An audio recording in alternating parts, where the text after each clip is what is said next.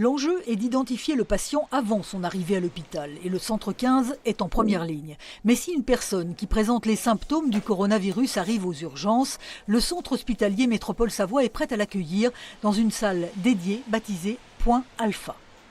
Ce point, en fait, il est un petit peu à l'écart des zones de soins. Pour permettre d'isoler le patient, limiter les risques de transmission, et de pouvoir le prendre en charge dans des conditions, on va dire, optimales.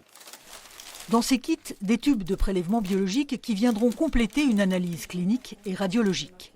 En fonction de ces éléments-là, on va classer le cas comme étant effectivement possible ou exclu d'infection à coronavirus. Et s'il est classé comme possible, on va faire une recherche donc par un test virologique qui va, en l'état actuel des choses, être adressé sur Paris. Et dans l'attente du résultat, le patient va être hospitalisé dans une chambre dédiée. Ces chambres à pression négative équipées d'un sas empêchent l'air de sortir. Elles permettent d'isoler le patient potentiellement atteint. Un dispositif déjà utilisé pour d'autres virus. C'est la troisième épidémie un peu importante à laquelle on est confronté depuis le début des années 2000. Il y a eu le SRAS en 2003. Il y a le MERS coronavirus qui circule en Arabie Saoudite depuis 2012. Et autant le SRAS avait une mortalité à peu près 10%, le MERS a une mortalité plutôt à 35%. Et là, actuellement, sur les premières données qu'on a de Chine, on est plutôt sur une mortalité autour de 2,5%.